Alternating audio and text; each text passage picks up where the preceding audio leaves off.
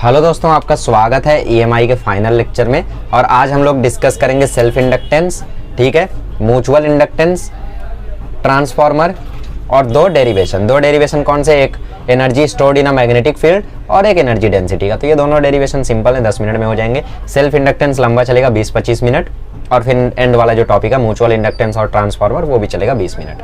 ठीक है, तो लास्ट लेक्चर है, ज़्यादा कुछ है नहीं अभी ईएमआई में। ठीक है, मेनली इसका मेन पार्ट कौन सा था, पहला लेक्चर, दूसरा लेक्चर चलो ठीक है, तीसरा लेक्चर अगेन आईएमपी है। ठीक है चलिए, वैसे इसका सबसे इंपॉर्टेंट लेक्चर एक्सरसाइज वाला होगा क्योंकि न्यूमेरिकल्स इसके बढ़िया आते हैं एग्जाम में। ठीक है, अच्छा चलो शुरू करते हैं हम लोग। सेल्फ इंडक्टेंस थे तो एक बढ़िया कहानी सुना रहा था मैं पिछले बार आप लोगों को, तो वही कहानी से मैं लेक्चर को शुरुआत करता हूँ। ठीक है, तो कहानी क्या थी, कहानी ऐसी थी भाई कि हमारे पास एक सर्किट था। ठीक है, इस सर्किट में हमने बैटरी लगा रखी थी और यहाँ पे हमने लगा रखा था एक कॉइल। ठीक है, यहाँ पे हमने क्या लगा रखा था, एक कॉइल लगा रखा था और यहाँ से करंट प्रोड्यूस हो रहा था। ठीक है, अब हो क्या रहा था भाई, इस ई के कारण यहाँ से करंट प्रोड्यूस हो रहा था और यहाँ से करंट जा रहा था बेसिकली। ठीक है, और करंट जब यहाँ से जा रहा था तो हो क्या रहा था, यहाँ से करंट प्रोड्यूस हुआ। जो लोग डायरेक्ट तीसरा लेक्चर देखने आए हैं वो लोग थोड़ा ध्यान से देखो। ठीक है, यहाँ से बच्चों देखो करंट प्रोड्यूस हुआ। अब करंट यहाँ से प्रोड्यूस हुआ तो इस कॉइल में गया। अब करंट के कारण इस कॉइल में कौन आएगा, मैग्नेटिक फील्ड। मैग्नेटिक फील्ड आने के कारण फ्लक्स में चेंज आएगा। क्यों, क्योंकि फ्लक्स इक्वल टू बच्चों होता है बी ए कॉस थीटा। ठीक है, तो ए कॉस थीटा तो कांस्टेंट है लेकिन बी जो है वो कांस्टेंट नहीं है। क्यों, क्योंकि इस करंट के कारण यहाँ पे बी प्रोड्यूस हो रहा है, इंड्यूस हो रहा है। तो बी इंड्यूस हो रहा है तो इसके कारण फाई भी इंड्यूस होगा। अब अगर फाई इंड्यूस हो गया तो इस कॉइल में फिर तो ईएमएफ इंड्यूस होना चाहिए। ठीक है, लेकिन तुमने ऑलरेडी एक ईएमएफ लगा रखा है तो वो वाला ईएमएफ क्या करेगा, ये वाले ईएमएफ को अपोज करेगा। मतलब ये वाला करंट अगर ऐसे जा रहा है इस कॉइल में तो इस कॉइल से एक करंट इंड्यूस होगा, मतलब बेसिकली ईएमएफ इंड्यूस होगा और फिर उस ईएमएफ के कारण एक करंट इंड्यूस होगा जो पीछे की तरफ आएगा। ठीक है, जो पीछे की तरफ आएगा और इसी करंट को हम क्या बोलते हैं, इसी करंट को हम बोलते हैं बैक करंट और इसी में जो ईएमएफ इंड्यूस हुआ था उसी को हम क्या बोलते हैं, बैक ईएमएफ। ठीक है, ठीक है, और क्योंकि ये इंडक्टेंस ये जो इंडक्शन हुआ है, ठीक है, ये जो ईएमएफ आया है ये खुद से आया है तो इसीलिए इसको हम लोग बोलते हैं सेल्फ इंडक्शन। ठीक है, इसको हम क्या बोलते हैं, सेल्फ इंडक्शन। ओके, तो कितना आया होगा करंट, यहाँ पे कितना प्रोड्यूस हुआ होगा वो किस पे डिपेंड करता है, फाई पे। जितना ज्यादा आपने बी बढ़ाया होगा उतना ज्यादा फाई बढ़ा होगा, उतना ज्यादा आई आया होगा। मतलब basically phi is directly proportional to I. ठीक है, ओके, तो फाई इक्वल टू क्या आ जाएगा, एक प्रोपोर्शनैलिटी कांस्टेंट एल इंटू आई। एल क्या है, basically coefficient of self induction, coefficient of self induction. Self induction का जो कोएफिशिएंट है उसको हम क्या बोलते हैं, एल। तो बेसिकली एल होता है इंडक्टिव रिएक्टेंस या फिर इंडक्टेंस लिख लो अभी के लिए। एल क्या होता है, एल होता है आपका इंडक्टेंस। ठीक है, ठीक है, तो phi equal to L I है तो एल इक्वल टू क्या आ जाएगा, फाई बाय आई हो जाएगा। फाई क्या होता है, बी ए अपॉन आई हो जाएगा। बी की यूनिट क्या होती है, टेस्ला, तो tesla metre square upon ampere हो जाएगा। ठीक है, tesla metre square upon ampere हो जाएगा। और फाई की टोटल यूनिट क्या होती है, वेबर होती है। ठीक है, तो वेबर पर एम्पियर हो जाएगा बेसिकली। ठीक है, फाई की टोटल यूनिट क्या होती है, फाई की टोटल यूनिट वेबर होती है, आई की यूनिट एम्पियर और वेबर पर एम्पियर को मिला के हम बोलते हैं हेनरी। वेबर पर एम्पियर को मिला के हम क्या बोलते हैं, हेनरी। तो इसीलिए जो एल होता है इसकी यूनिट क्या होती है, एल की यूनिट होती है हेनरी। ठीक है, एल की यूनिट क्या होती है, हेनरी। ठीक है, ठीक है, तो समझ में आ गया, दैट्स इट। ठीक है, यही होता है सेल्फ इंडक्टेंस, मतलब वो इंडक्शन जो खुद के कारण हुआ। क्योंकि बेसिकली यहाँ पे कोई और सोर्स है क्या, नहीं, तुम्हारी तरफ से करंट गया और तुम्हारे करंट के कारण इसमें मैग्नेटिक फील्ड प्रोड्यूस हुई। मैग्नेटिक फील्ड प्रोड्यूस हुई तो बेसिकली फाई में चेंज आया। फाई में चेंज आया तो एक और ईएमएफ इंड्यूस हुआ इस कॉइल के अंदर और इस कॉइल के अंदर जब ईएमएफ इंड्यूस हुआ तो उसने अपने करंट को अपोजिट डायरेक्शन में भेजा। क्योंकि ये करंट यहाँ से आ रहा था तो उसने अपना करंट यहाँ भेजा।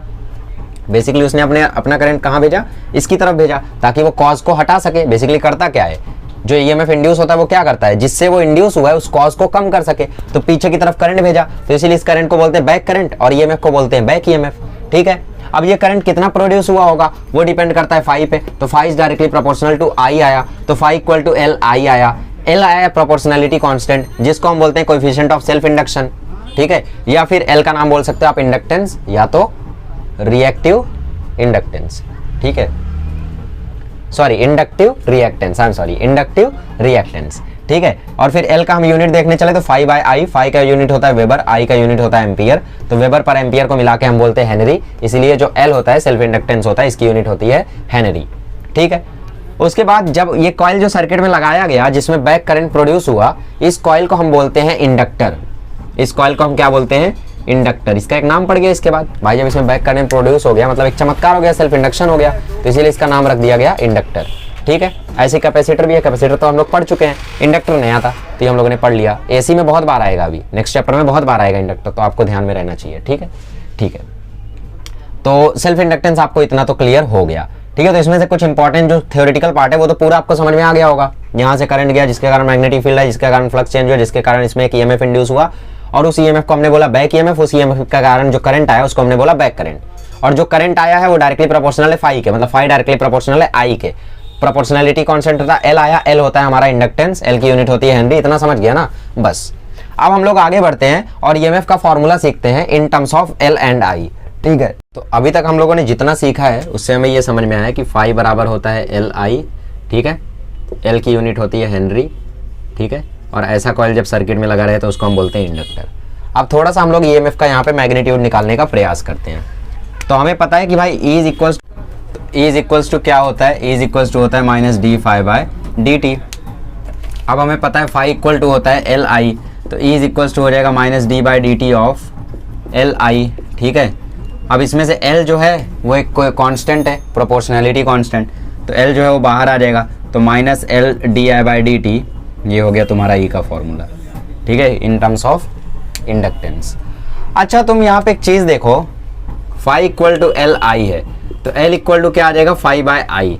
तो मुझे एक बात बताओ, करंट के बढ़ने से क्या L घटेगा और फाई के बढ़ने से क्या L बढ़ेगा, या करंट के घटने से L बढ़ेगा या करंट के बढ़ने से L घटेगा, ऐसा कुछ होगा क्या?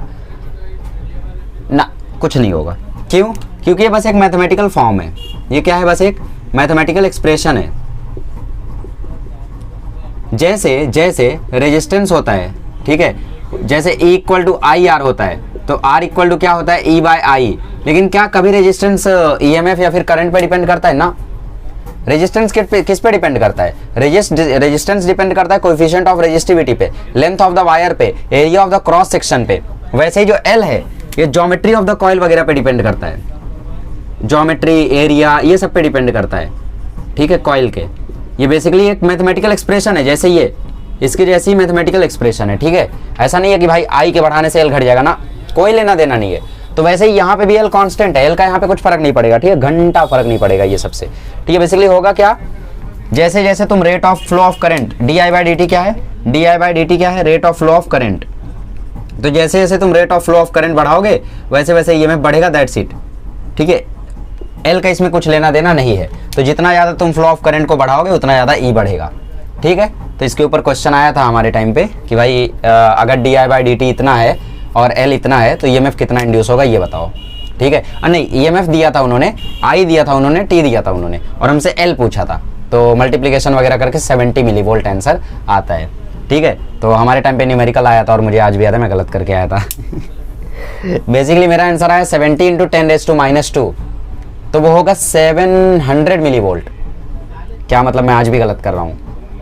नहीं, सही कर रहा हूँ, लेकिन मैं लिख के आ गया 70 मिली वोल्ट, ठीक, बट उसका आधा नंबर या एक नंबर ही कटा होगा, ज़्यादा कुछ खास कटा नहीं होगा, ठीक है, क्योंकि फाइनल आंसर गलत था, बाकी मैंने पूरा प्रोसेस एकदम प्रॉपर किया था, ओके। और मुझे ठीक से याद नहीं था कि मैंने 10⁻² पे लिखा है, 10⁻³ पे लिखा है, हो सकता है सही किया हो, ठीक है। तुम चेक कर लेना, 2022 का पेपर देखोगे HSC का, ठीक है। तो rate of flow of current को तुम जितना ज़्यादा करोगे EMF उतना ज़्यादा होगा, जितना इसको कम करोगे उतना EMF कम होगा। L का इसमें कोई रोल नहीं है, L तो एक प्रोपोर्शनैलिटी कांस्टेंट है ना। L किस पे डिपेंड करता है? ज्योमेट्री, एरिया, कॉइल के, ये सब पे डिपेंड करता है, ठीक है। तो अब हम लोग अच्छे से समझते हैं इस L को, ठीक है। ये फॉर्मूला लिख लो, ओके। अब मैंने आपको बोला कि E इज इक्वल्स टू होता है minus L D I by D T, but अगर मैं सिर्फ मैग्नीट्यूड की बात करूं तो E इज इक्वल्स टू हो जाएगा L D I by D T, ठीक है। तो यहाँ से L की अगर मैं यूनिट्स देखूं तो L की यूनिट E क्या होता है वोल्ट में, dt क्या हो जाएगा टाइम सेकंड में, I क्या हो जाएगा एम्पियर में, बेसिकली ये इसकी यूनिट होगी। तो इन सबको मिला के हम क्या बोलते हैं, एम्पियर हेनरी बोलते हैं, ठीक है। तो L की यूनिट क्या हो जाती है, हेनरी हो जाती है। तो ये सब क्यों कर रहे हो बकवास? बेसिकली तो मैं जानना चाहता हूँ कि डायमेंशन क्या होता है L का, ठीक है, मैं डायमेंशन इसलिए निकलवा रहा हूँ एल का क्योंकि ये सीईटी वगैरह में डायरेक्ट पूछता है। डायमेंशन मुझे बता दो तुम एल का। एल का डायमेंशन कैसे निकालोगे ये बताओ। एल के डायमेंशन के लिए तुम्हें वी का डायमेंशन पता होना चाहिए। वी क्या है? वोल्ट। ठीक है, तो इसके लिए तुम्हें दिक्कत जाली। वोल्ट मतलब क्या? वोल्ट। ठीक है, हम लोग जानते हैं कि W इज इक्वल टू होता है V इंटू क्यू। अरे W का दोस्त विक्की, भूल गए? 10वीं में पढ़ा था। तो V इक्वल टू क्या हो जाएगा? W by Q. W के डायमेंशन क्या होते हैं बेसिकली? W क्या है? Work done. वर्क डन क्या होता है? Newton metre. न्यूटन क्या होता है? केजी मीटर पर सेकंड स्क्वायर, और ये मीटर। तो बेसिकली जो जूल होता है वो न्यूटन मीटर होता है, और न्यूटन मीटर ये होता है। तो इससे तुम डायमेंशन बताओ मुझे W के। W के डायमेंशन हो जाएंगे मास 1 m1, m लेंथ 2 तो L2, टाइम ऊपर जाएगा -2। ठीक है, W के। Q के डायमेंशन हो जाएंगे, Q क्या होता है? Q इज इक्वल टू होता है IT। ठीक है, Q इक्वल टू होता है IT। तो I का डायमेंशन A1 और टाइम का डायमेंशन T1। तो ये टोटल आ जाएगा V का dimension L2 m1 T-3 A-1। ठीक है, ये आ गया V का डायमेंशन। अब इस V के डायमेंशन को यहाँ पुट कर दो, तुम्हें L का डायमेंशन मिल जाएगा। तो L का डायमेंशन आएगा, देखो V का डायमेंशन पुट करो, L2 m1 T-3 A-1 second. Second मतलब टाइम की पावर 1, और नीचे एम्पियर। एम्पियर मतलब A की पावर 1। ठीक है, बेसिकली A लिखो I लिखो, आपकी मर्जी है। इसको अब सॉल्व कर दो तो L का डायमेंशन तुम्हें मिल जाएगा L की पावर 2, M की पावर 1, T की पावर -3 + 1 कितना आ जाएगा? T की पावर -2। ये 1 ऊपर जाएगा तो A की पावर -2। तो ये होता है L का डायमेंशन। ठीक है, L2 m1 T-2 A-2। याद कर लो, या मेरी तरह डिराइव करने की क्षमता रखते हो तो याद मत करो। कैसे डिराइव किया मैंने? बेसिकली यहाँ से मैंने L की यूनिट निकाली, वोल्ट सेकंड पर एम्पियर। फिर मैंने सोचा यार वोल्ट का डायमेंशन क्या होता है, मुझे तो नहीं पता है। फिर मेरे को याद आया यार वोल्ट का फॉर्मूला होता है W बाई क्यू। W का यूनिट जूल, जूल का unit newton metre, newton metre होता है केजी मीटर पर सेकंड स्क्वायर मीटर। या तो तुम्हें W का डायमेंशन याद हो, ये तो W का डायमेंशन तो याद रहता है लोगों को, L2 m1 T-2। देखो मुझे भी याद है। ठीक है, याद है, एक्चुअली मुझे याद है। फोर्स का डायमेंशन होता है L1 m1 T-2। तो बस एक L जुड़ता है क्योंकि वर्क में फोर्स इंटू डिस्प्लेसमेंट होता है, तो एक डिस्प्लेसमेंट का L जुड़ जाता है बस, तो L2 m1 T-2 हो जाता है। ठीक है, divided by Q A1 T1। तो बेसिकली ऐसे करके हमने V का डायमेंशन निकाल लिया। फिर हमें सेकंड तो बेसिक यूनिट है, ठीक है, फंडामेंटल यूनिट है, तो सेकंड के लिए किसी और की जरूरत नहीं, एम्पियर के लिए किसी और की जरूरत, सॉल्व हो गया। ठीक है, तो L का डायमेंशन ऐसे आता है। ठीक है, अभी L का मैं बोल रहा था कि भाई L जो है वो ज्योमेट्री पे डिपेंड करता है, इस पे डिपेंड करता है, उस पे डिपेंड करता है। तो आपके मन में ख्याल होता है किसी पे भी डिपेंड करता है, बट रेजिस्टेंस का जैसे फॉर्मूला होता है रो L बाय A, वैसे ही तो L का भी फॉर्मूला होता है। चलो डिराइव करते हैं। चलो, तो यहाँ पे हम लोग वही कॉइल लेते हैं। अच्छा, ऐसी कॉइल को हम क्या बोलते हैं, इसका नाम पता है तुम्हें? ऐसी कॉइल को क्या बोलते हैं हम लोग? सोलेनॉइड बोलते हैं ना। हाँ, तो हम लोग बेसिकली सोलेनॉइड से जानेंगे कि L का फॉर्मूला वगैरह क्या होता है। ठीक है, इस सोलेनॉइड से क्या हो रही है, कुछ मैग्नेटिक फील्ड लाइन्स ऐसे पास हो रही है, मान लो। ठीक है, ये हमने पास कर दी कुछ मैग्नेटिक फील्ड लाइन्स। यहाँ पे एक्सटर्नल मैग्नेटिक फील्ड 0 है। क्यों 0 है? क्योंकि ये सोलेनॉइड जो है वो इनफाइनाइटली लॉन्ग है। ठीक है, this solenoid is infinitely long. This solenoid is infinitely long. Infinitely long का मतलब ये नहीं होता कि भाई इन्फिनिटी तक लंबा। इनफाइनाइटली लॉन्ग का ये मतलब होता है कि जो क्रॉस सेक्शन है, ठीक है, इसका जो क्रॉस सेक्शन है वो लेंथ से बहुत ज़्यादा कम हो। ठीक है, इसका जो क्रॉस सेक्शन है वो बेसिकली लेंथ से बहुत ज़्यादा कम हो, मतलब इसका जो गोल एरिया है, ये जो गोल एरिया है ये इसकी लेंथ से बहुत ज़्यादा कम हो, तो इसको हम क्या बोलते हैं? Infinitely long. और इनफाइनाइटली लॉन्ग हो गया तो जो बी एक्सटर्नल है वो क्या हो जाएगा? 0 हो जाएगा, और जो बी इनसाइड है वो क्या हो जाएगा? कांस्टेंट हो जाएगा। ठीक है, ओके। अब मुझे एक बात बताओ कि सोलेनॉइड में जो मैग्नेटिक फील्ड होती है वो होती कितनी है? वो होती है μ0 Ni। क्या होती है? μ0 Ni। ओके, तो ये μ0 Ni हुआ। ठीक है, तो अब हमें पता है कि भाई जो स्मॉल n है वो क्या रिप्रेजेंट करता है? Number of turns per unit length. तो इसका मतलब ये है कि नंबर ऑफ टर्न्स की वैल्यू हो जाएगी n × l। ठीक है, ठीक है। अब मुझे एक बात बताओ, फाई का फॉर्मूला क्या होता था? फाई इक्वल टू Li होता था। ठीक है, तो L का फॉर्मूला क्या हो जाएगा? फाई बाय I हो जाएगा। लेकिन मान लो यहाँ पे n टन्स है, ये तो एक टन की बात थी ना। मान लो यहाँ पे n टन्स है तो L इक्वल टू हो जाएगा n फाई बाय I।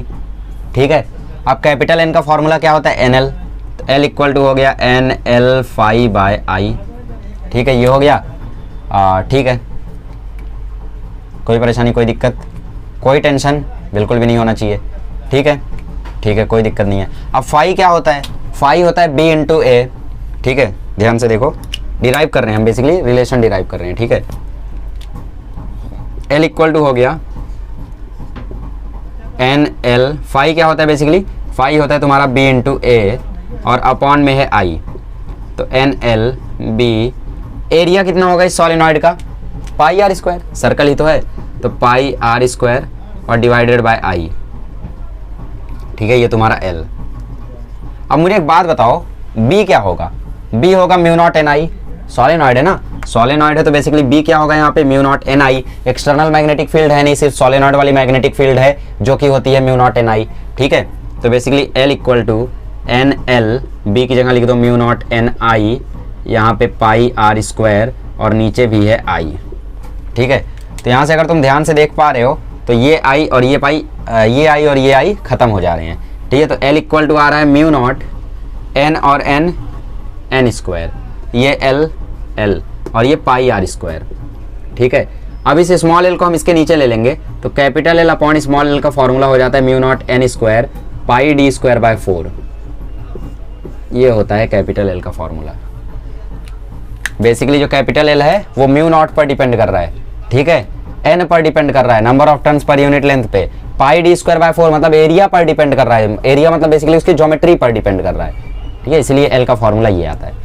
अब कुछ महान लोग सोच रहे होंगे पाई डी स्क्वायर बाय 4 कैसे हो गया, अरे बच्चों जो रेडियस होता है वो डायमीटर का आधा होता है, तो मैंने आर की जगह डी बाय 2 रख दिया, डी बाय 2 का स्क्वायर करोगे तो क्या आएगा, डी स्क्वायर बाय 4, ठीक है। चाहिए तो वही लिख दो, कोई परेशानी नहीं है, ठीक है, चाहिए तो वही लिख दो, पाई आर स्क्वायर हो गया, लो L by L equal to mu naught N square pi R square, ठीक है।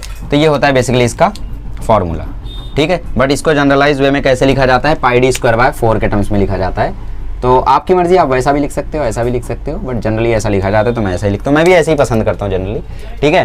तो ये हो गया एल का फॉर्मूला। कभी भी आप लोगों को, आपको डायमीटर दे दे वायर का, आपको म्यू नॉट दे दे, आपको number of turns per unit length दे दे और आपसे बोले कैलकुलेट इंडक्टेंस, तो आप कैलकुलेट ऐसे करोगे, ठीक है, इस फॉर्मूले से कैलकुलेट करोगे। ओके, आगे बढ़ते हैं। अब इसको क्या बोलते हैं, सॉलिनॉइड नहीं बोलेंगे अब इसको क्या बोलेंगे, इंडक्टर बोलेंगे। क्यों, क्योंकि इसके कारण इसमें क्या हो रहा है, बैक करंट इंड्यूस हो रहा है, इसीलिए इसको हम क्या बोलेंगे, इंडक्टर बोलेंगे, ठीक है। अगर बैक करंट इसमें इंड्यूस हो रहा है, सेल्फ इंडक्शन हो रहा है, तो उसको हम क्या बोलेंगे, इंडक्टर। जैसे रजिस्टर वैसे इंडक्टर वैसे कैपेसिटर। एसी में आपको बहुत चीज़ें आएंगी, बहुत बार आएंगी ये चीज़ें, ठीक है। तो जैसे हम लोग रेजिस्टेंस को सीरीज पैरेलल में लगाते थे, वैसे हम लोग इंडक्टर को भी सीरीज पैरेलल में लगाएंगे, ठीक है। ये छाप लिया, चलो छाप लो, हो गया, आ जाओ। तो ये क्वेश्चन 2022 के बोर्ड एग्जाम में आया था कि दो इंडक्टर हैं, एक का इंडक्टेंस है 10 हेनरी, दूसरे का इंडक्टेंस है 10 हेनरी, तो बताओ अगर दोनों सीरीज में लगे हैं तो इक्विवेलेंट इंडक्टेंस कितना आ जाएगा, ठीक है। तो basically inductance, inductors in series,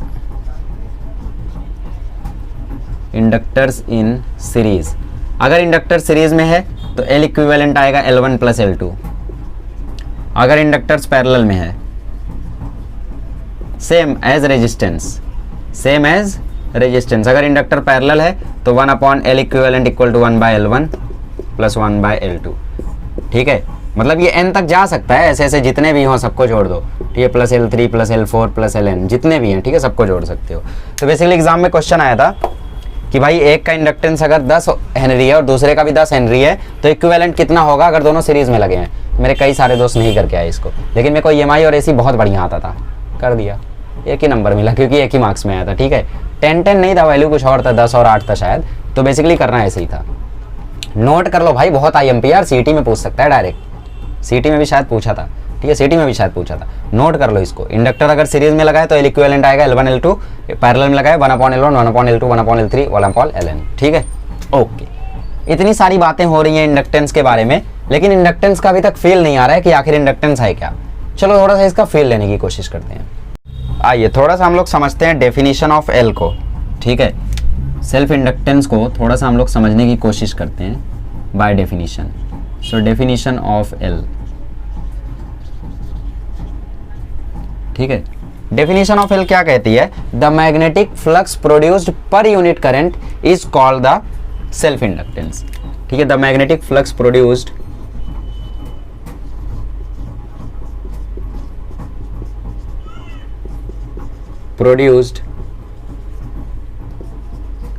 per unit current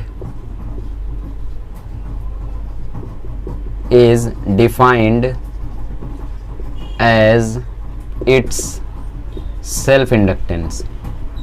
ठीक है, मतलब L इक्वल टू क्या होता है, मतलब L इक्वल टू होता है फाई बाय आई। ठीक है, तो अगर हम करंट को 1 यूनिट कर दें, मतलब अगर हम करंट को 1 एम्पियर कर दें, तो उस केस में L इक्वल टू क्या हो जाएगा, फाई हो जाएगा। अगर हम करंट को 1 एम्पियर कर दें तो L इक्वल टू क्या हो जाएगा, फाई हो जाएगा। ठीक है, तो इसका मतलब जितना फाई प्रोड्यूस होगा वही हमारा सेल्फ इंडक्टेंस होगा, जितना फाई प्रोड्यूस होगा वही हमारा सेल्फ इंडक्टेंस होगा। कब, जब 1 एम्पियर करंट हो जाए। तो अगर आपको एग्जाम में आया डिफाइन सेल्फ इंडक्टेंस, तो आपको यही same definition word to word छाप के आना है, बुक का नहीं, यही छाप के आना है। क्या मतलब, ये बुक का ही लिखा है, हाँ हाँ मतलब वही लिखा है वर्ड टू वर्ड, तो यही आपको छाप के आना है। ठीक है, तो बेसिकली ये वही है। इसको आपको चाहिए तो मतलब जैसे 2 नंबर का आ गया तो तुम्हें ऐसे लिखना होगा L equal to phi by I when I equal to 1 ampere, L equal to phi, unit of L is henry, dimension of L is L2 M1 T-2 A-2, यही है ना, यही है। ठीक है, तो ये सब लिख देना 2 नंबर का आया तो। इसका थोड़ा बेटर डेफिनेशन समझते हैं हम लोग। ठीक है, थोड़ा सा बेटर डेफिनेशन समझेंगे, ज़्यादा नहीं, समझते हैं। ठीक है, बेसिकली हम लोग एक थोड़ा सा बेटर डेफिनेशन देखते हैं। ठीक है, पावर क्या होता है, पावर इज इक्वल्स टू होता है वर्क अपॉन टाइम।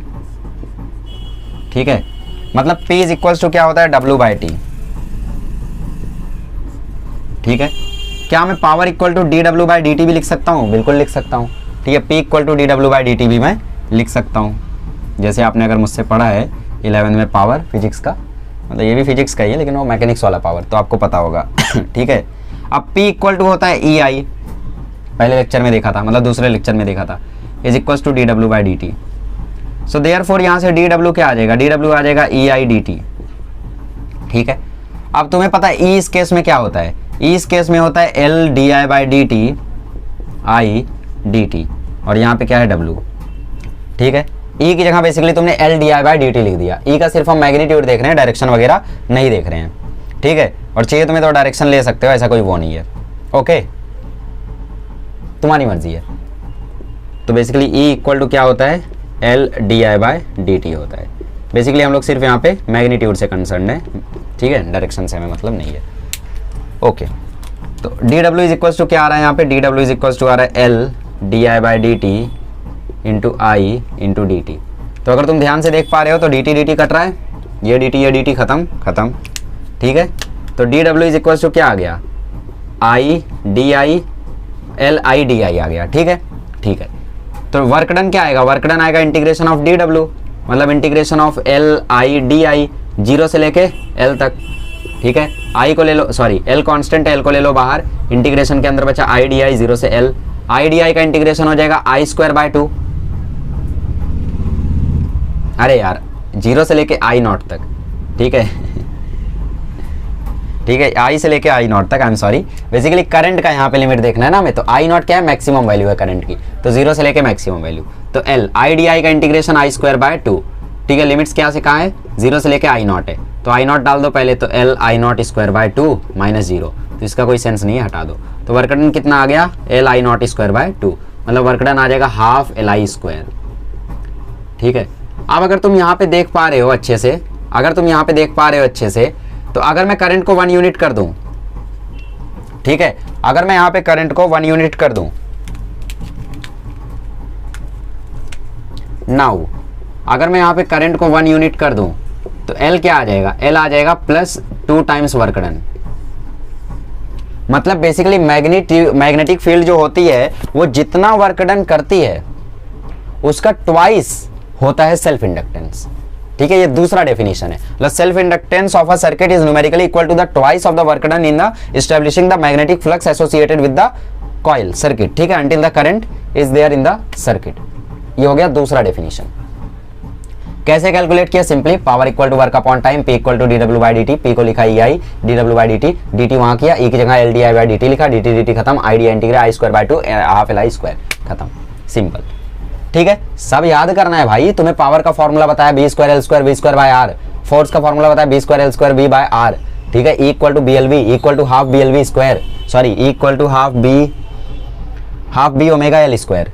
ठीक है, ये सारे फॉर्मूले मैंने तुम्हें बताए, तो ये सब तुम्हें याद रखना है यार, कुछ भूलना नहीं है। E equal to E naught sine omega T equal to N A B omega cos sine omega T, ये सब याद रखना है तुम्हें, भूलना नहीं है कुछ, सब काम आएगा। ठीक है, लाइन से सब काम आएगा। तो L equal two plus 2 times work done. तो इसका भी आप लोग डेफिनेशन टेक्स्ट बुक में देख सकते हो कि न्यूमेरिकली जो सेल्फ इंडक्टेंस होता है वो वर्क डन के 2 टाइम्स के इक्वल होता है। ठीक है, ओके।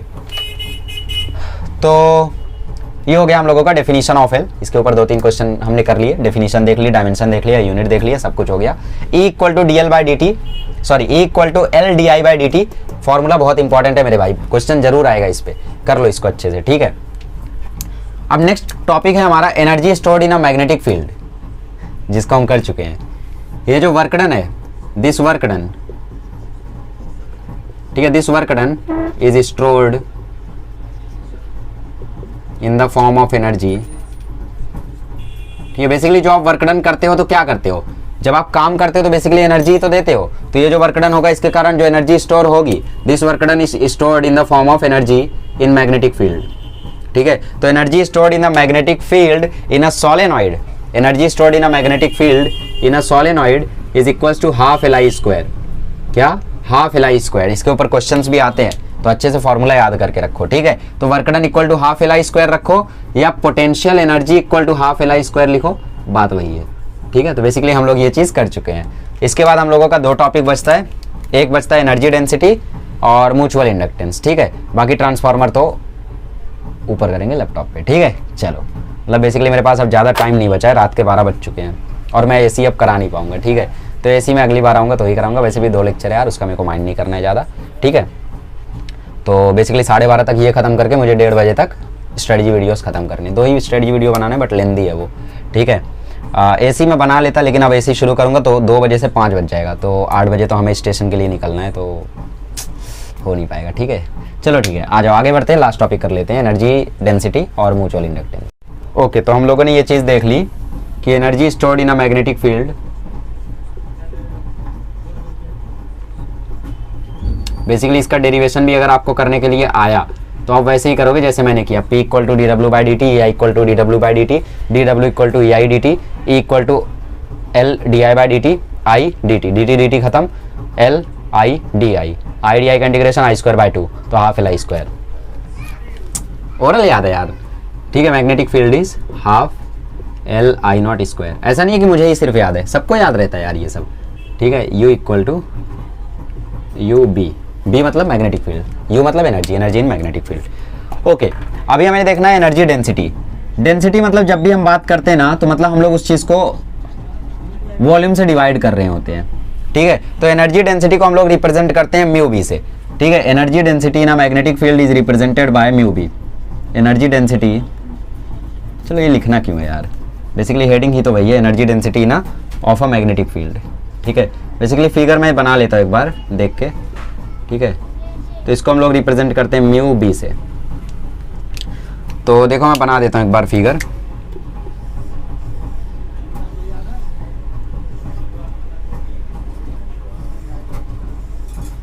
ठीक है, ओके, मान लो यहाँ पे मैग्नेटिक फील्ड अंदर की तरफ है, मतलब बेसिकली यहाँ से मैग्नेटिक फील्ड जा रही है, यहाँ से बाहर आ रही है, समझ रहे हो। मैग्नेटिक फील्ड जो है वो यहाँ से अंदर जा रही है, वहाँ से बाहर आ रही है, फील्ड लाइंस बेसिकली। ठीक है, तो यहाँ पे अंदर की तरफ और यहाँ पे बाहर की तरफ। ठीक है, तो मैग्नेटिक फील्ड लाइंस क्या कर रही हैं, यहाँ से अंदर जा रही हैं और वहाँ से इस तरीके से बाहर आ रही हैं। तो ऐसे लूप में मैग्नेटिक फील्ड लाइंस अपना लूप बना रही है। जैसे तुम अगर इस डायरेक्शन से देखोगे तो तुम्हें कैसा दिखेगा, ऐसा दिखेगा मैग्नेटिक फील्ड। इस डायरेक्शन से देखोगे तो तुम्हें ऐसा दिखेगा। ठीक है, समझ रहे हो। तो बेसिकली मैग्नेटिक फील्ड लाइंस क्या कर रही हैं, यहाँ से जा रही हैं, यहाँ से बाहर आ रही है, तो ऐसा एक सर्कल बन रहा है। ठीक है, ओके, ये होगी लाइन्स, फॉर्मेलिटी के लिए डायग्राम वगैरह, बाकी तो इसमें कुछ काम नहीं है। ठीक है, बाकी जो लूप है वो ऐसे बन रहा होगा, जैसा कि मैंने बोला इस तरीके से बन रहा होगा लूप। तो यहाँ पे आप इमेजिन कर सकते हो। ठीक है, कैलकुलेशन में इसका कोई रोल नहीं है, कुछ भी खास रोल नहीं है। ठीक है, तो एनर्जी डेंसिटी मतलब क्या होता है बेसिकली, एनर्जी डेंसिटी मतलब basically energy per unit volume. क्योंकि एनर्जी डेंसिटी मतलब energy per unit volume, energy per unit volume. ठीक है, इसको हम रिप्रेजेंट करते हैं म्यू बी से। तो म्यू बी का फॉर्मूला क्या होगा, energy of magnetic field per unit volume, यही होगा एनर्जी पर यूनिट वॉल्यूम। ठीक है। एनर्जी इन मैग्नेटिक फील्ड क्या होती है, हाफ Li², ठीक है। वॉल्यूम क्या होता है, एरिया इंटू लेंथ, ठीक है। अब एक दिक्कत है यहाँ पे कि तुम्हें L का फॉर्मूला याद रहना चाहिए, L का फॉर्मूला याद रहना चाहिए। ये देखो क्या होगा, 1/2 L/L I²/A, ठीक है। तो L/L का मुझे जहाँ तक फॉर्मूला याद है, L/L का फॉर्मूला होता है μ0 n²A, यही होता है ना, πd²/4। ये इसमें कोई और टर्म थी, मैं एक बार देख लेता हूँ यार, ठीक है। ओके सही है, μ0 n²A, ठीक है। तो L/L का फॉर्मूला होता है μ0 n²A। तो ये L/L मैंने अलग कर दिया, 1/2 अलग कर दिया, I²/A अलग कर दिया, कोई दिक्कत कोई परेशानी ना नहीं होनी चाहिए, ठीक है। सो देयरफॉर ये आ जाएगा 1/2 L/L की जगह हमने लिख दिया μ0 n²A अपॉन L तो गायब ना, क्योंकि L/L की वैल्यू है μ0 n²A, यहाँ पे I² और नीचे बचा A, ये वाला A तो बचा ही है अभी भी, और ये वाला I² यहाँ पे है, ठीक है। और ये कहाँ से आया, ये आया सिंस कैपिटल L/स्मॉल जो है वो होता है μ0 n²A, ठीक है। ओके, अब चलो देखो यहाँ पे ध्यान से, अगर तुम देख पा रहे हो तो A से A खत्म हो रहा है, ठीक है। तो एनर्जी डेंसिटी जो है वो आ रही है 1/2 μ0 n² I²। मैं क्या करूँगा, मैं ऊपर नीचे मल्टीप्लाई करूँगा μ0 से, ऐसे ही शौक है, μ0 से मल्टीप्लाई करूँगा, ठीक है। तो ऊपर हो जाएगा μ0² n² I², नीचे हो जाएगा 2 μ0, ऊपर वाला जो है उसको मैं होल स्क्वायर में लिख दूँ तो μ0 ni का होल स्क्वायर अपॉन 2 μ0। तो अगर तुम्हें याद हो तो μ0 ni जो है वो मैग्नेटिक फील्ड ऑफ सोलेनॉइड होती है, ठीक है। तो इसको मैं लिख सकता हूँ b² है तो b² अपॉन 2 μ0। तो इससे तुम याद रखो, एनर्जी डेंसिटी है, एनर्जी डेंसिटी जो होती है एक सोलेनॉइड की वो आती है b²/2 μ0। Energy density of a solenoid is b²/2 μ0, ठीक है। कैसे डिराइव किया वो देख लो, क्या किया यार, बेसिकली यू भी पता था लिखा, v होता है एरिया इंटू लेंथ, वॉल्यूम होता है एरिया इंटू लेंथ, ठीक है। सदियों की कहानी ये तो, ठीक है। फिर उसके बाद ये L को L के साथ लिया, I² को A के साथ लिया, L/L की वैल्यू लिखी μ0 n²A जो हमने थोड़ी देर पहले कैलकुलेट की थी, कटम किया, जो कि कुछ μ0 से ऊपर नीचे मल्टीप्लाई किया, μ0 ni को होल स्क्वायर में ले लिया, μ0 ni जो होता है वो b के इक्वल होता है, तो b²/2 μ0 हमारी एनर्जी डेंसिटी की वैल्यू आ गई। क्लियर, चलो आगे बढ़ते हैं। ओके, तो काफ़ी टाइम लग गया वापसी करने में, ठीक है, बट हम लोग आ चुके हैं। और EMI ही नहीं, इसके बाद के जो अल्टरनेटिंग करंट वाला चैप्टर जो पूरा मॉडर्न फिजिक्स है ना, मतलब जो कुछ है सब कुछ अब कंप्लीट करके ही जाएंगे। ओके, तो कंटिन्यू करते हैं। हम लोग 12वां चैप्टर पढ़ रहे थे, इलेक्ट्रोमैग्नेटिक इंडक्शन। इसका कुछ पार्ट मैंने सोचा था लैपटॉप पे पढ़ा दूंगा, लेकिन फिर रियलाइज़ हुआ कि नहीं यार, तुम लोग को मज़ा नहीं आता लैपटॉप पे, है ना। मैंने कमेंट्स देखे हैं, ऐसा कोई वो नहीं है, तो कोई दिक्कत भी नहीं है इसमें। इससे यही दिक्कत हुई कि भाई सिलेबस थोड़ा लेट से हो रहा है, वरना थोड़ा जल्दी हो जाता, और क्या है ना। बट ठीक है, आपके एग्ज़ाम से पहले हो रहा है, यही बड़ी बात है। तो कब तक हो जाएगा सिलेबस, 5 जनवरी। 5 जनवरी तक मैंने जितना बोला था वो पढ़ा दूंगा। मैथमेटिक्स पढ़ा चुका हूँ, फिजिक्स लगभग बाकी ही है, क्योंकि लगभग 4 चैप्टर ही हुए हैं। तो फिजिक्स में कंप्लीट करा दूंगा 2 जनवरी तक, और केमिस्ट्री मैंने फिजिकल केमिस्ट्री लगभग करा दी है, इनऑर्गेनिक और करानी है, तो वो 2 दिन में हो जाएगा, ठीक है। तो 7 जनवरी तक आपका पूरा का पूरा सिलेबस मैं करा दूंगा, 5 से 7 जनवरी के बीच में।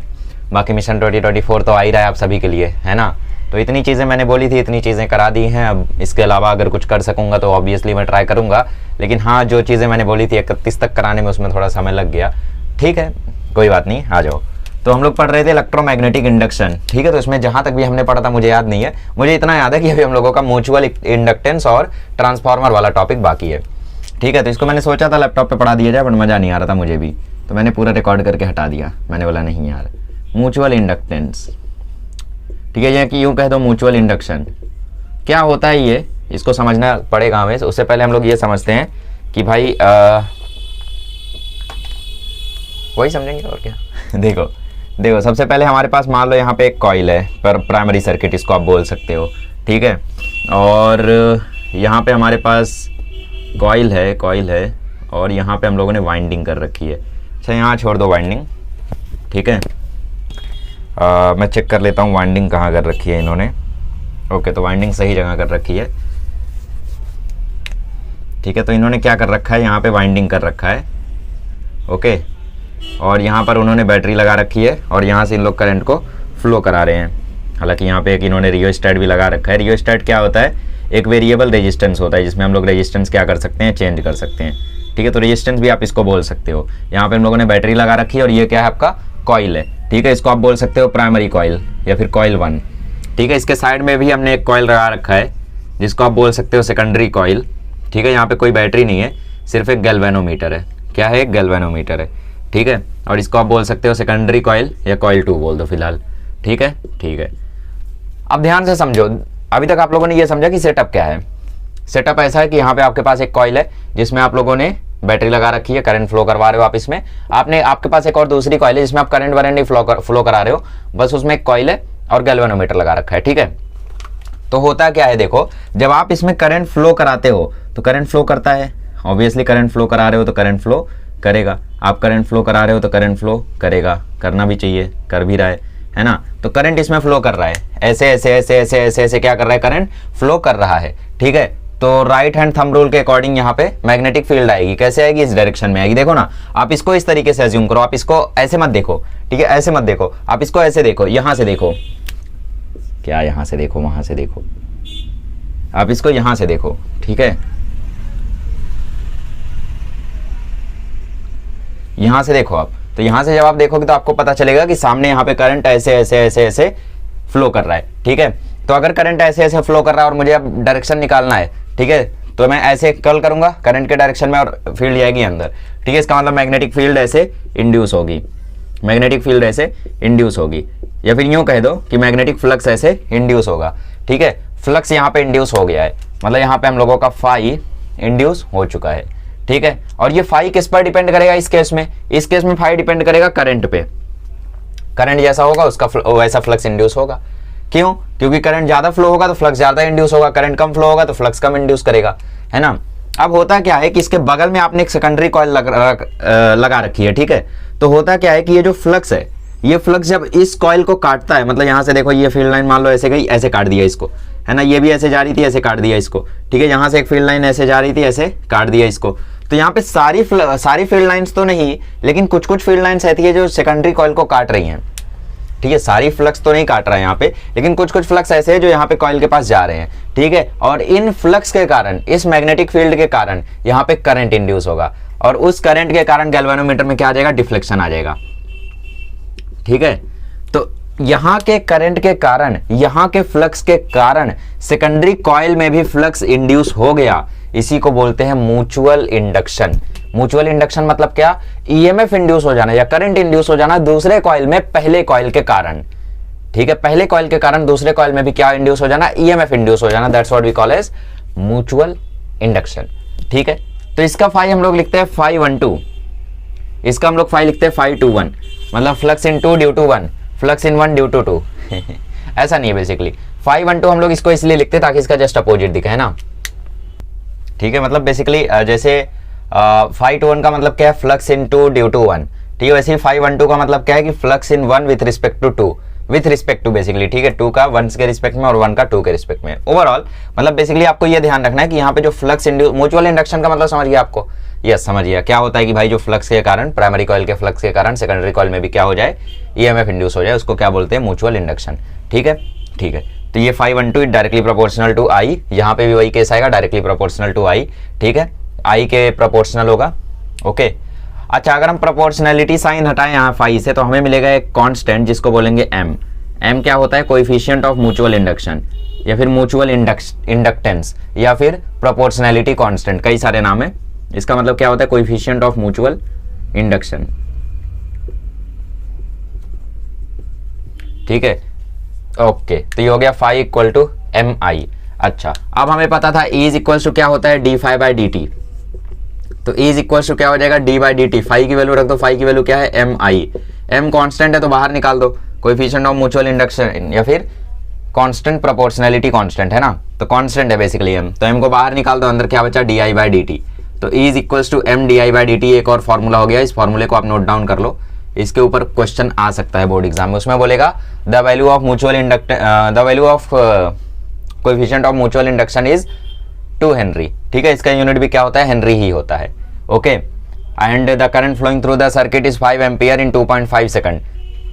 Then calculate the EMF induced. तो कैसे निकालोगे? तो क्वेश्चन में क्या बोला, value of coefficient of mutual induction is 12 henry, कितना बोला था मैंने, चलो 2 हेनरी मान लो। करंट फ्लोइंग कितना है 5 एम्पियर, कितने सेकंड में, 2.5 सेकंड में। तो E is equal to formula आ जाएगा 2 इंटू DI/dt। तो ये 2 जो है ओके 4 वोल्ट, तो 4 वोल्ट EMF इंड्यूस हो जाएगा। ऐसा कोई क्वेश्चन शायद आया था बोर्ड एग्जाम में, ठीक है। तो अभी तक हम लोगों ने कई सारे फॉर्मूले देख लिए, E equal to MDI/dt equal to LDI/dt, है ना, E equal to d∅/dt, E equal to BLV, E equal to half B omega L square, ऐसा बहुत सारा हम लोगों ने फॉर्मूला देख लिया। सो ये होता है म्यूचुअल इंडक्शन और इससे रिलेटेड ये फॉर्मूला है जो IMP है, तो आप लोगों को याद रखना है, ठीक है। आइए अभी हम लोग देखते हैं coefficient of coupling. Coefficient of coupling क्या होता है, बहुत ही आसान सी चीज़ है। देखो चैप्टर में कुछ भी भारी नहीं है, मुझे नहीं लगता अभी तक कुछ भी ऐसा आया होगा जो आपको ना समझा हो, ठीक है। हो सकता है आपका गणित अगर कमजोर है तो आपको हो सकता है कुछ मैथमेटिकल डेरिवेशंस ना समझे हो, लेकिन बाकी मुझे नहीं लगता थ्योरेटिकली आपको कोई भी ऐसी चीज़ है जो ना समझी हो, है ना।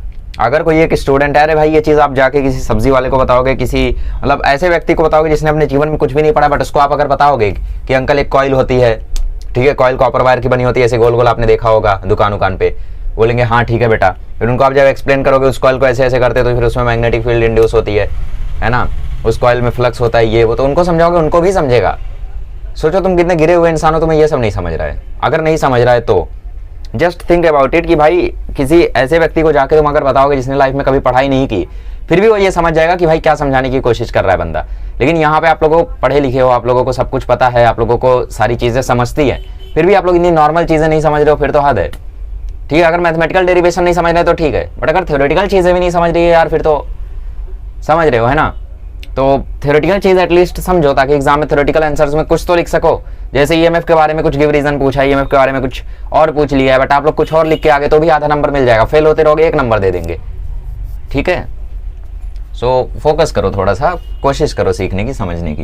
कोएफिशिएंट ऑफ कपलिंग क्या होता है, जैसे अभी थोड़ी देर पहले हम लोगों के पास एक प्राइमरी कॉइल था, बिल्कुल था, फिर से हमारे पास एक प्राइमरी कॉइल है, ठीक है, और एक यहाँ पे हमारे पास सेकेंडरी कॉइल है, ठीक है। प्राइमरी कॉइल से कुछ फ्लक्स ऐसे गया, ऐसे गया, ऐसे गया, ऐसे भी गया, और कुछ फ्लक्स ऐसे गया, ऐसे गया, और ऐसे भी गया, ठीक है। तो यहाँ पे आप लोग देख रहे हो 1 2 3 4 5 6 7 फील्ड लाइंस है, ठीक है, और सेकेंडरी से कितना पास हो रही है, 1 2 3 पास हो रही है, ठीक है। तो वो प्रपोर्शन फ्लक्स का जो कि सेकेंडरी कॉइल से पास होता है, वो प्रपोर्शन फ्लक्स का जो कि सेकेंडरी कॉइल से पास होता है is called coefficient of coefficient of coupling, ठीक है। प्रोपोर्शन मतलब क्या, जैसे मतलब यहाँ पे 3 पास हुआ है, कितने में से, 7 में से, तो 3/7 क्या हो जाएगा, कोएफिशिएंट ऑफ कपलिंग हो जाएगा। मतलब कपलिंग कितने अच्छे तरीके से की गई है। क्या कपलिंग कभी 1 हो सकती है? 1 तब हो सकती है जब इसमें से 8 निकले और 8 पास हो जाए, इसमें से 8 पास हो रही है और इसमें से निकल भी 8 रही है, तो ये 1 हो जाएगा। क्या कपलिंग कभी 1 से ज्यादा हो सकती है? कोएफिशिएंट ऑफ कपलिंग नहीं हो सकती। क्यों? क्योंकि भाई ऐसा थोड़ी हो सकता है कि आपने यहाँ से 8 फील्ड लाइन निकाली और यहाँ से 10 निकल जाए, नहीं पॉसिबल है ना। तो ये हमेशा 1 होता है, यूनिटी होता है या तो उससे कम होता है, और प्रैक्टिकली 1 से कम ही होता है। थ्योरेटिकली 1 हो सकता है, मतलब हाँ आप थ्योरी में बोल दो 8 यहाँ से आया 8 यहाँ से गया, देखो 1 हो गया, लेकिन प्रैक्टिकली कभी भी ये 1 नहीं हो सकता। क्यों? क्योंकि पॉसिबल है यार कि आप यहाँ से कुछ फील्ड लाइंस पास करो, सारी की सारी यहाँ से पास ना हो, बिल्कुल पॉसिबल, ठीक है। तो कोएफिशिएंट ऑफ कपलिंग क्या, वो प्रपोर्शन फील्ड लाइंस का जो कि सेकेंडरी कॉइल से पास होता है, उसको हम क्या बोलते हैं? कोएफिशिएंट ऑफ कपलिंग बोलते हैं। चलो ये तो प्रैक्टिकल वे हो गया कि भाई इतनी निकल रही है, इतनी पास हो रही है, तो पास अपॉन निकली is equals to coefficient of coupling. कितनी पास हुई अपॉन कितनी निकली इक्वल टू कपलिंग, ठीक है। बट ऐसा कुछ होता नहीं है, मतलब मैथमेटिकल फॉर्म में इसका तरीका अलग ही है। तो अब मैथमेटिकल फॉर्म हम लोग थोड़ा सा स्टडी करते हैं। देखो सबसे पहले हमें ये पता है कि जो म्यूचुअल इंडक्टेंस होता है वो प्रपोर्शनल होता है EMF के, है ना। अभी थोड़ी देर पहले हमने देखा इक्वल टू MDI/dt, तो उसमें अगर हम लोग EMF बढ़ा रहे हैं तो ऑब्वियसली DI/dt भी बढ़ रहा होगा, लेकिन M जो है वो EMF पर डिपेंड करता है। म्यूचुअल इंडक्टेंस का जो कोएफिशिएंट है वो E पर डिपेंड करता है, ठीक है। अच्छा, हालांकि E M पर डिपेंड नहीं करता है, मतलब बेसिकली आप अगर E इक्वल टू MDI/dt लिख रहे हो तो E किस पे डिपेंड कर रहा है? DI/dt पे, लेकिन M किस पे डिपेंड कर रहा है? E पे, ऐसा बोल रहा हूँ मैं, ठीक है। अब EMF जो होता है वो भी आप लोगों को पता है कि भाई ये डायरेक्टली प्रोपोर्शनल होता है नंबर ऑफ टर्न्स के, ठीक है, K के और फ्लक्स के, ठीक है, ठीक है। और जो फ्लक्स होता है वो आपको पता है कि भैया ये भी डिपेंड करता है नंबर ऑफ टर्न्स पे, ठीक है। फ्लक्स नंबर ऑफ टर्न्स पे डिपेंड करता है और E21 भी डिपेंड करता है NK phi के, ठीक है, ओके। और आप लोगों को एक और चीज पता है कि जो सेल्फ इंडक्टेंस का कोएफिशिएंट है ये डायरेक्टली डिपेंड करता है n स्क्वायर पे, ठीक है। इसका मतलब ये है कि जो n है वो डायरेक्टली डिपेंड करता है रूट पे, मतलब L1 N1 तो N1 रूट L1, ठीक है।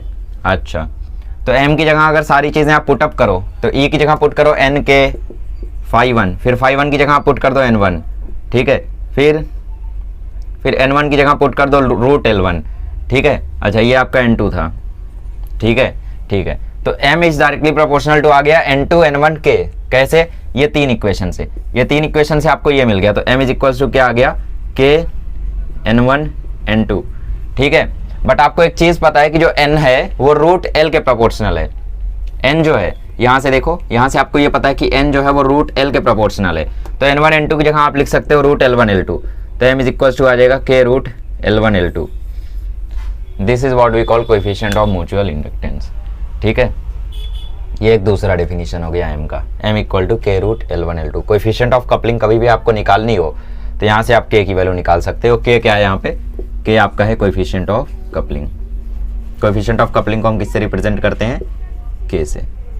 समझ में आया? एक बार फिर से डिराइव करके बताओ। हाँ, मुझे पता है थोड़ा भारी हो गया, बट ये डेरिवेशन आएगा नहीं वैसे, तो आप directly m equal to k root L1 L2 याद रख सकते हो, बट ठीक है, दोबारा बता देता हूँ।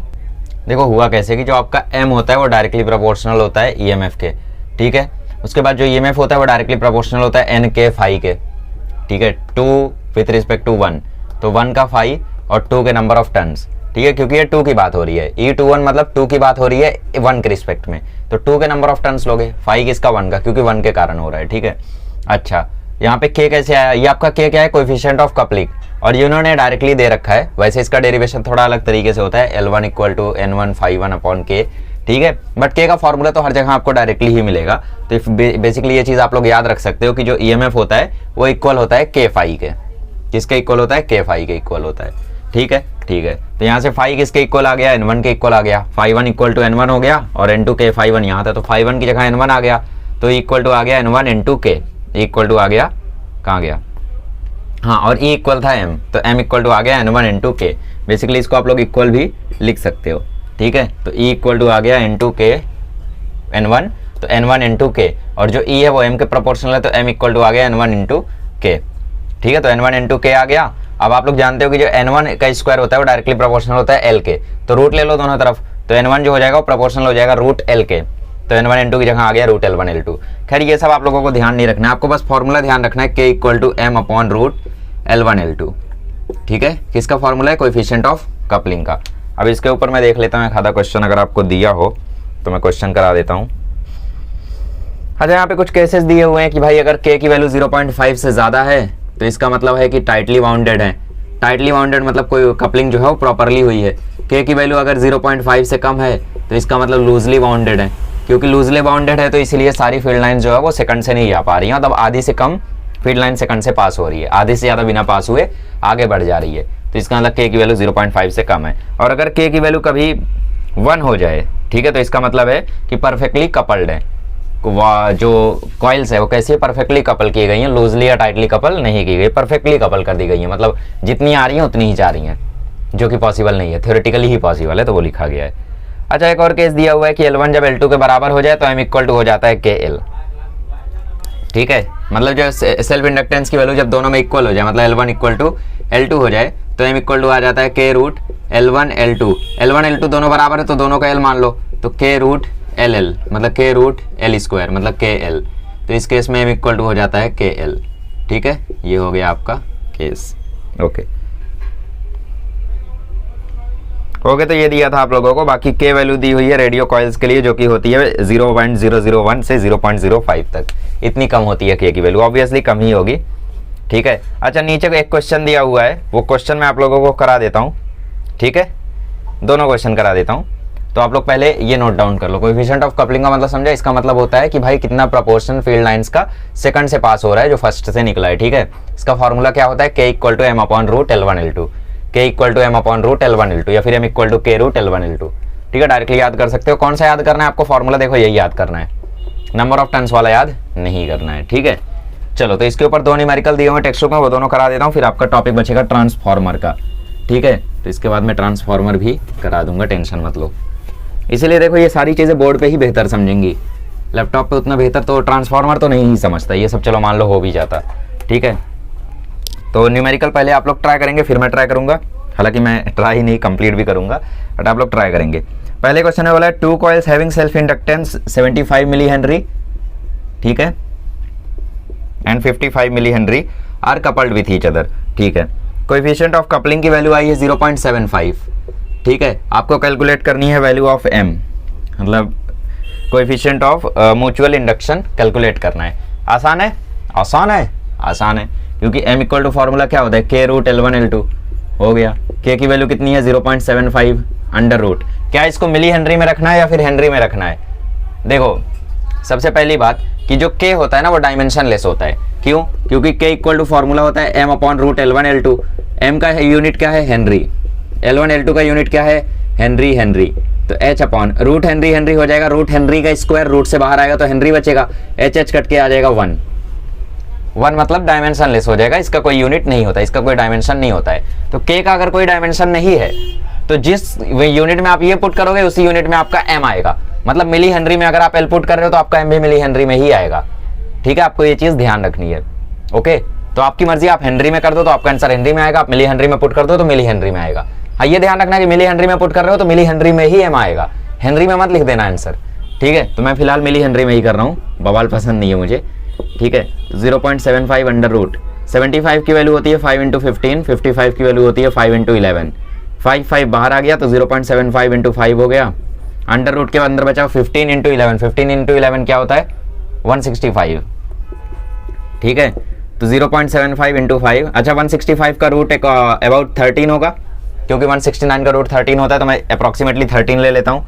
13 5 से 65, 65 को 0.75 से मल्टीप्लाई करोगे तो आंसर आ जाएगा आपका ये approximately 4 point something 40 point something आएगा, ठीक है। 48.2 आएगा आई गेस, जहाँ तक मुझे आंसर याद रह गया है 48.2, हाँ 48.2 मिली हेनरी आपका आंसर आएगा। बेसिकली मैं सॉल्व ना करके डायरेक्टली लिख देता हूँ, 165 का प्रॉपर रूट निकालना और सॉल्व करना तो 48.2 मिली हेनरी आपका कोएफिशिएंट ऑफ म्यूचुअल इंडक्शन आ जाएगा।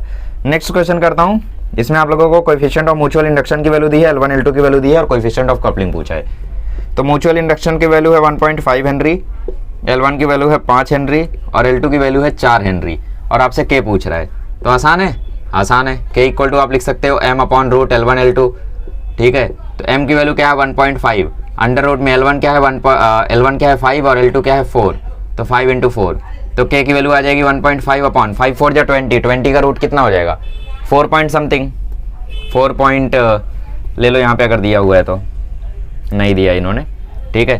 तो फिलहाल मैं अपने आप से ले लेता हूँ, 20 का रूट कितना हो जाएगा 4.5 मान लो, 15 अपॉन 45 1/3, अरे सही पकड़ लिया एकदम, 0.33 आ जाएगा आंसर, ठीक है। परसेंटेज में पूछा है तो 100 से मल्टीप्लाई कर दो, k की वैल्यू परसेंटेज में कभी पूछ लिया तो 100 से मल्टीप्लाई कर देना तो k आ जाएगा 33%।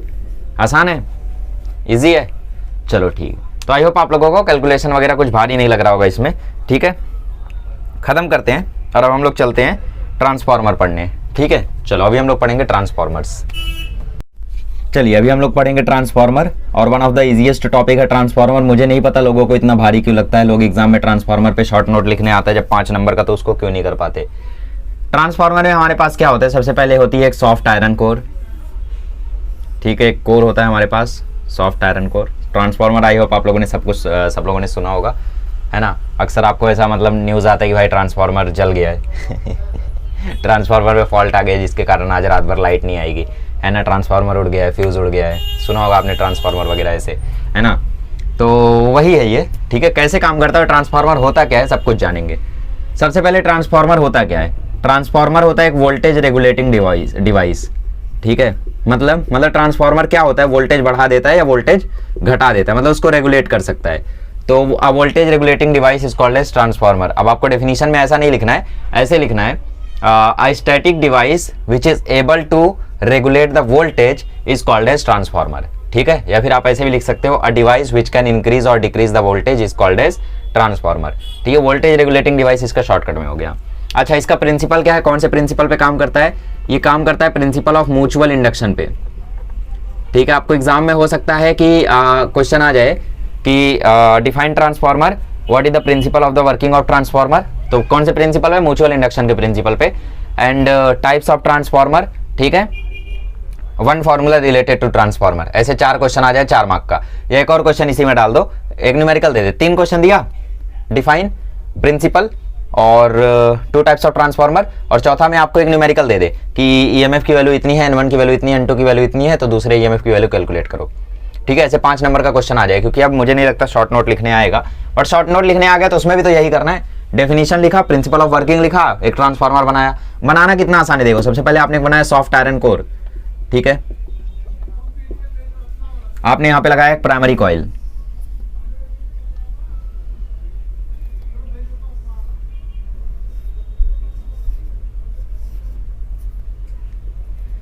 ठीक है, आपने क्या किया, यहां पे एक प्राइमरी कॉइल लगाया, यहां से क्या आप करंट फ्लो करा रहे हो, ठीक है, जिससे आप लोग करंट फ्लो कराते हो उसको हम क्या बोलते हैं, प्राइमरी कॉइल बोलते हैं, और जिसमें आप करंट नहीं फ्लो कराते हो उसे हम क्या बोलते हैं, सेकेंडरी कॉइल बोलते हैं। ठीक है, यहां पे आप लोग ने मान लो सेकेंडरी कॉइल लगा दिया,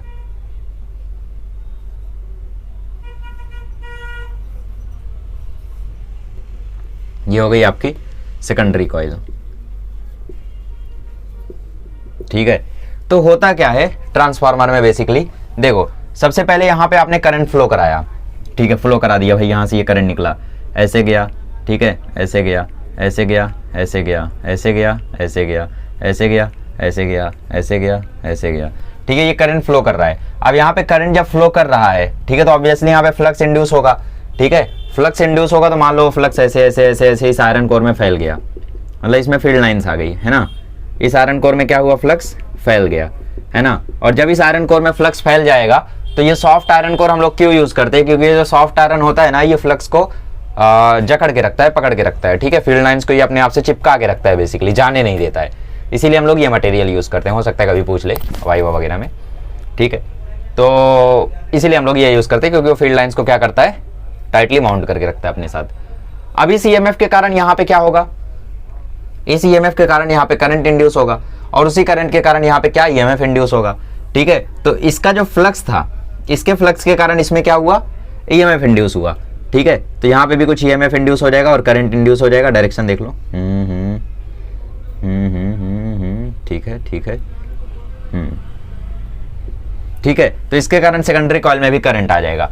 अब इसका ईएमएफ जो था, क्या जरूरी है उतना ही ईएमएफ इसमें इंड्यूस हो, नहीं, हो सकता है इसमें जो ईएमएफ था वो था 230 वोल्ट का, ईएमएफ मतलब क्या, वोल्टेज, ऑब्वियसली, है ना, तो इसमें 230 वोल्ट का ईएमएफ मान लो था, जरूरी है इसमें भी 230 वोल्ट का ईएमएफ इंड्यूस हो, नहीं, क्या ये जरूरी है कि 230 वोल्ट का ईएमएफ इंड्यूस हो, नहीं, ये भी जरूरी नहीं है, मतलब ना तो 230 वोल्ट का ईएमएफ इंड्यूस हो ये जरूरी है, ना तो इससे अलग इंड्यूस हो वो जरूरी है, मतलब हो सकता है उतनी ही वोल्टेज का ईएमएफ इंड्यूस हो, और ये भी हो सकता है उससे अलग ही वोल्टेज इंड्यूस हो, तो वो कैसे पता करेंगे उसको समझते हैं। सबसे पहले हम ये कैलकुलेट करते हैं इसमें ईएमएफ कितना होगा, तो EMF in primary coil is equal to आ जाएगा number of turns in primary coil d∅dt, d∅dt same रहेगा, है ना, तो EP इक्वल टू आ गया NP d∅dt। सेकेंडरी कॉइल का ईएमएफ क्या होगा, ES equal to NS d∅ dt, ठीक है, ठीक है, ये आपका इक्वेशन 1, ये आपका इक्वेशन 2। प्राइमरी कॉइल का ईएमएफ क्या होगा, number of turns in primary coil d∅ dt, secondary coil का ईएमएफ क्या होगा, number of turns in secondary coil d∅ dt। Minus क्यों नहीं लगाया, डायरेक्शन बताता है, वो सिर्फ मैग्नीट्यूड की बात कर रहे हैं यहाँ पे, हम क्या करते हैं 1 से 2 को डिवाइड कर देते हैं, डिवाइड 1/2, ठीक है, 1 और 2 को डिवाइड कर देंगे, d∅ dt कैंसिल आ जाएगा, और नीचे हमारे पास बचेगा EP/ES इक्वल टू NP/NS, ठीक है, ठीक है, समझा, ये हो गया इनका रेशियो। अब मुझे एक बात बताओ, बोलो बोलो बोलो, कि एक आइडियल ट्रांसफार्मर में, ठीक है, फॉर एन आइडियल ट्रांसफार्मर, जो इनपुट पावर होती है वो आउटपुट पावर के इक्वल होती है। आइडियल ट्रांसफार्मर में क्या होता है, इनपुट पावर आउटपुट पावर के इक्वल होती है। इनपुट पावर मतलब प्राइमरी कॉइल की पावर, प्राइमरी कॉइल, अच्छा पावर का फॉर्मूला क्या होता है, P इक्वल टू होता था VI, याद है, अब P इक्वल टू होगा EI, V की जगह E, बड़े हो गए हो, 10th में नहीं हो अब, तो P इक्वल टू अब क्या होगा EI, ठीक है, तो primary coil sorry input power मतलब प्राइमरी कॉइल की पावर क्या हो जाएगी ये EI, E of primary coil, current in primary coil, output power secondary coil में E of secondary coil, I of secondary coil, इसका मतलब ई पी बाई एस जो है वो इक्वल आ जाएगा आई एस अपॉन आई पी के। ठीक है, ये हो गया इक्वेशन 2। अब आप इक्वेशन 1 और 2 को अगर कंबाइन कर दो, इक्वेशन 1 और 2 को अगर आप अगेन कंबाइन कर दो तो आपको एक रेशियो मिल जाएगा E P upon E S equal to N P upon N S equal to I S upon I P, और इन सभी प्रोपोर्शनैलिटी कांस्टेंट को हम बोल देते हैं के। अच्छा जाने दो, के नहीं बोलते, ठीक है, या बोल भी सकते हो, ऐसा कोई वो नहीं है, गलत नहीं हो जाएगा। आप लोग सोचो मना कर दिए शायद गलत हो जाएगा, ना ना, इसको आप बोल सकते हो के। अच्छा ओके, तो यहां तक आप लोगों को ट्रांसफार्मर के बारे में काफी कुछ समझ में आ गया है। तो ये मैं रफ कर दूं, डायग्राम इजी है, primary coil, secondary coil, cast iron, sorry soft iron core. ठीक है, चलो मैं क्या करता हूं, अब इसको रफ कर देता हूं ताकि आप लोगों को और चीजें समझाने में आसानी हो। ठीक है, ये चीजें जरूरी हैं तो इसको मैं रफ कर देता हूं अभी। ठीक है, अच्छा ट्रांसफार्मर की सिंबॉलिक स्कीमेटिक रिप्रेजेंटेशन कैसे होती है? देखो, ट्रांसफार्मर की स्कीमेटिक रिप्रेजेंटेशन ऐसे होती है कि भाई ये आपका प्राइमरी कॉइल है, ठीक है, और ये आपका सेकेंडरी कॉइल है। ऐसे आप लोग ट्रांसफार्मर को रिप्रेजेंट कर सकते हो। ये इसकी सिंबॉलिक रिप्रेजेंटेशन होती है कि भाई यहाँ से वोल्टेज यहाँ पे गया, है ना। अच्छा वो छोड़ो, हमें क्या मिला? हमें मिला E P upon E S equal to N P upon N S equal to I S upon I P. आसान है, आसान है, इक्वल टू के। ठीक है, अब मुझे एक बात बताओ, अगर प्राइमरी कॉइल में ईएमएफ ज्यादा है सेकेंडरी कॉइल से, ठीक है, अच्छा ईएमएफ जो है वो सेकेंडरी कॉइल में ज्यादा है प्राइमरी कॉइल से, इसका मतलब क्या है? इसका मतलब ये है कि सेकेंडरी कॉइल में ज्यादा वोल्टेज है as compare to primary coil. Secondary coil में ज्यादा वोल्टेज है as compare to primary coil. इसी को हम बोलते हैं स्टेप अप ट्रांसफार्मर। ये आ गया ट्रांसफार्मर का पहला टाइप, जिसको हम क्या बोलते हैं? Step up transformer. अच्छा, ये के कोएफिशिएंट ऑफ म्यूचुअल इंडक्टेंस नहीं है ना, कोएफिशिएंट नहीं है ये के क्या है? प्रोपोर्शनैलिटी कांस्टेंट है। इसको हम क्या बोलते हैं? Step up transformer. और स्टेप अप ट्रांसफार्मर में होता क्या है कि ईएमएफ इन सेकेंडरी कॉइल जो होता है वो ईएमएफ इन प्राइमरी कॉइल से ज्यादा होता है। अगर EMF in secondary coil EMF in primary coil से ज्यादा है तो इसका मतलब number of turns in secondary coil number of primary coil से भी ज्यादा होगा।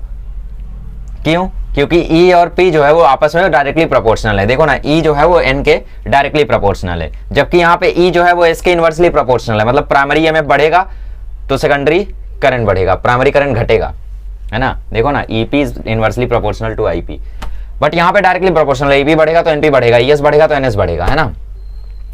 तो अगर ई एस ई पी से बड़ा है तो number of turns in secondary coil number of turns in primary coil से बड़ा होगा। इसको हम क्या बोलते हैं? इसको हम बोलते हैं स्टेप अप ट्रांसफार्मर। तो कभी आपको क्वेश्चन में आ जाए कि स्टेप अप ट्रांसफार्मर में सेकेंडरी कॉइल के टर्न्स ज्यादा होते हैं या प्राइमरी कॉइल के ज्यादा होते हैं, तो क्या बताओगे? सेकेंडरी कॉइल के ज्यादा होते हैं। ठीक है, अच्छा तो करंट में उल्टा हो जाएगा, इसका मतलब प्राइमरी कॉइल में सेकेंडरी कॉइल से कम करंट होगा। ठीक है, प्राइमरी कॉइल में सेकेंडरी कॉइल से ना उल्टा, सेकेंडरी कॉइल में प्राइमरी कॉइल से कम करंट होगा। ठीक है, इसको आप ऐसे देख सकते हो, स्टेप अप ट्रांसफार्मर के लिए जो के था ना, इसकी वैल्यू 1 से ज्यादा होती है। तो अगर के 1 से ज्यादा है मतलब सबका न्यूमरेटर ज्यादा होगा डिनोमिनेटर से, तो ईपी ग्रेटर देन ईएस। अरे उल्टा हो गया ईपी ग्रेटर देन ईएस।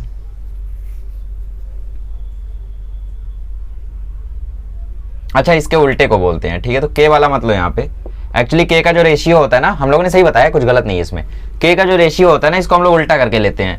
मतलब E S upon E P equal to N S upon N P equal to I P upon I S equal to K, ऐसे करके हम लोग के को लेते हैं, तो उसके वजह से हो गया। ठीक है, तो ऐसे करके अगर के लोगे तो के ग्रेटर देन 1 में ई एस ई पी से बड़ा हो जाएगा, एन एस एन पी से बड़ा हो जाएगा, आई पी आई एस से बड़ा हो जाएगा। तो ई एस ई पी से बड़ा हो गया, एन एस एन पी से। ठीक है, ऐसा ओके। और जो आईपी है वो आईएस से बड़ा हो जाएगा, बिल्कुल। तो ये होता है स्टेप अप ट्रांसफार्मर, जिसमें ईएमएफ जो है वो सेकेंडरी कॉइल में ज्यादा होता है as compare to primary coil. ठीक है, ठीक है। सेकंड क्या होता है? सेकंड होता है स्टेप डाउन ट्रांसफार्मर। ठीक है, तो यहाँ से के को हटा दो, बेसिकली ये है आपका के। ठीक है, और स्टेप अप ट्रांसफार्मर के लिए क्या होता है? के की वैल्यू, अच्छा जाने दो, ज्यादा कंफ्यूज नहीं होते हैं, इतना ही याद रखो। ये तो समझ रहा है ना, स्टेप अप मतलब क्या? सेकेंडरी वोल्टेज ज्यादा, मतलब ईएस ईपी से ज्यादा। उसके बाद ये रेशियो याद रखो, ये रेशियो याद रखो, ईएस ईपी से ज्यादा है तो एनएस एनपी से ज्यादा होगा, आईपी आईएस से ज्यादा होगा। आ गया ना सब। सेकंड आता है step down transformer. Step down transformer मतलब आप लोगों को समझ में आ ही गया होगा कि जो वोल्टेज होता है, सेकेंडरी वोल्टेज जो होता है वो प्राइमरी वोल्टेज से कम हो जाए, मतलब यहाँ पे जितना वोल्टेज था यहाँ पे कम हो जाए। तो ऐसे ही होता है हमारे घरों में भी कि भाई हमारे घरों में कितना आता है? 220 वोल्ट, 230 वोल्ट, वहां से कितना आता है? हजारों वोल्ट आता है। उन हजारों वोल्टेजेस को हमारे यहाँ जो ट्रांसफार्मर लगे रहते हैं वो स्टेप डाउन कर देते, कम कर देते बेसिकली, उसको कम करके हमारे घर भेजते हैं, है ना। तो हमारे घर कितना आता है 230, 240, 220 वोल्ट, है ना। तो ES जो है वो EP से कम हो जाता है। ES EP से कम हो गया तो NS NP से कम हो जाएगा, NS NP से कम हो गया तो IP IS से कम हो जाएगा, ठीक है। अच्छा, आपके मन में एक और डाउट आया होगा कि इसमें थर्ड टाइप भी तो हो सकता है जिसमें ES जो है मतलब EMF इन सेकेंडरी कॉइल जो है वो सेकेंडरी प्राइमरी कॉइल के EMF के बराबर हो जाए, मतलब वोल्टेज जो है वो दोनों का इक्वल हो जाए, ये भी तो हो सकता है। बिल्कुल, उसे हम कहते हैं आइसोलेटेड ट्रांसफार्मर, ठीक है। आइसोलेटिंग ट्रांसफार्मर हम लोग क्यों यूज करते हैं, क्योंकि कभी कभी प्राइमरी कॉइल में कुछ दिक्कतें होती हैं, तो उन दिक्कतों को साइड करके सिर्फ वोल्टेज को सेकेंडरी कॉइल में जब लाया जाता है, उन दिक्कतों को साइड करके जब वोल्टेज को सिर्फ सेकेंडरी कॉइल में लाया जाता है तो हम बोलते हैं उसको आइसोलेटिंग ट्रांसफार्मर। तो जितना वोल्टेज प्राइमरी कॉइल में होता है उतना ही सेकेंडरी कॉइल में आता है, ठीक है। तो उसको हम लोग आइसोलेटिंग ट्रांसफार्मर बोलते हैं। इसमें ES EP के बराबर होता है, NS NP के, IP IS के। बट खैर वो आपके सिलेबस में नहीं है, आपके सिलेबस में इतना ही था। तो आप लोगों को अभी मैं एक न्यूमेरिकल करा देता हूँ इस पे, ठीक है। तो सेकेंडरी कॉइल का जो टर्न्स है वो प्राइमरी कॉइल से ज़्यादा होता है स्टेप अप ट्रांसफार्मर में, और स्टेप डाउन ट्रांसफार्मर में प्राइमरी कॉइल के टर्न्स ज़्यादा होते हैं। तो ये टर्न्स याद रखना है यार, इसमें कंफ्यूज मत होना, ठीक है। तो Faraday's law of mutual induction पे काम करता है आपका ट्रांसफार्मर। अब इसके ऊपर कोई न्यूमेरिकल एक्सरसाइज में ही है न्यूमेरिकल, तो क्या किया जाए।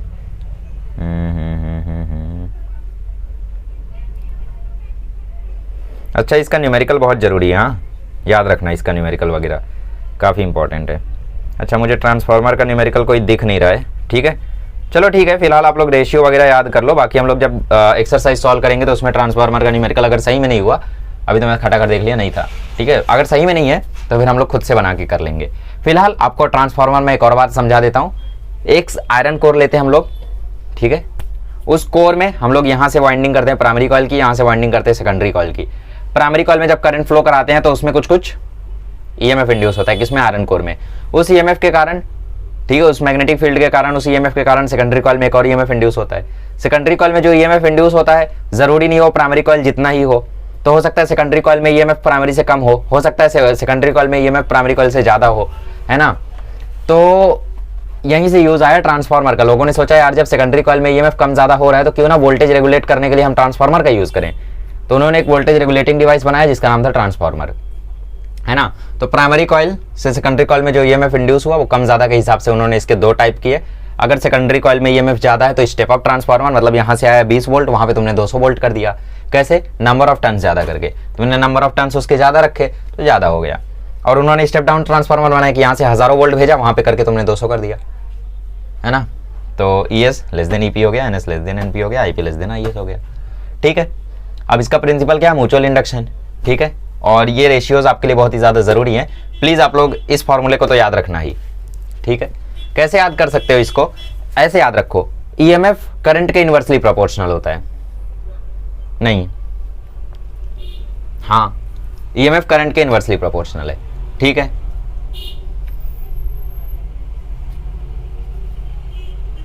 यहां से याद कर सकते हो, P इक्वल टू क्या होता है, EI।